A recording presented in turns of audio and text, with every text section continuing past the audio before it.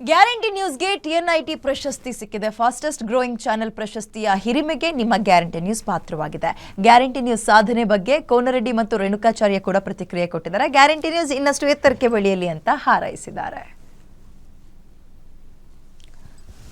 ಕೇವಲ 4 ತಿಂಗಳಲ್ಲಿ TNIT south award ಪಡೆಯೋದ್ರ ಮೂಲಕ ಫಾಸ್ಟೆಸ್ಟ್ ಗ್ರೋವಿಂಗ್ ಚಾನೆಲ್ ಅನ್ನುವಂಥ ಇದಕ್ಕೆ ಭಾಜನರಾಗ್ಯಾರ.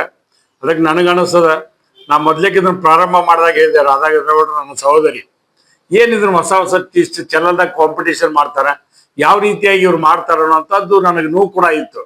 ಆದ್ರೆ ಅದನ್ನೆಲ್ಲ ಮಿಕ್ಕಿ ಜನರ ಸಮಸ್ಯೆಗಳಿಗೆ ಸ್ಪಂದನೆ ಮಾಡಿ, ರೈತರ ಸಮಸ್ಯೆಗಳ ಸ್ಪಂದನೆ ಮಾಡಿ, ಈ ವಿಧಾನಸಭೆಯಲ್ಲಿ ನಡೀತಕ್ಕಂಥ ಕಲಾಪಗಳು ಎಲ್ಲ ಕೂಡ ನೋಡಿ ಇವತ್ತು ಫಾಸ್ಟೆಸ್ಟ್ ಗ್ರೋವಿಂಗ್ ಚಾನಲ್ ಅನ್ನುವಂಥ ಇದಕ್ಕೆ ಇದಾಗಿದೆ.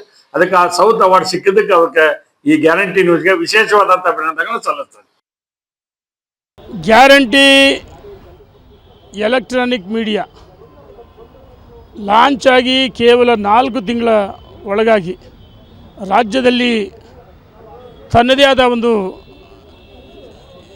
ಛಾಪನ್ನು ಮೂಡಿಸಿ ಇವತ್ತು ದಕ್ಷಿಣ ಭಾರತದಲ್ಲಿ ಭಾಳಷ್ಟು ಮಾಧ್ಯಮಗಳಿದೆ. ಆದರೆ 4 ತಿಂಗಳು, ಕೇವಲ 4 ತಿಂಗಳು ಲಾಂಚ್ ಆಗಿ 4 ತಿಂಗಳ ಒಳಗಾಗಿ TNIT ಪ್ರಶಸ್ತಿಯನ್ನು ಮುಡಿಗೇರಿಸಿಕೊಂಡಿದೆ.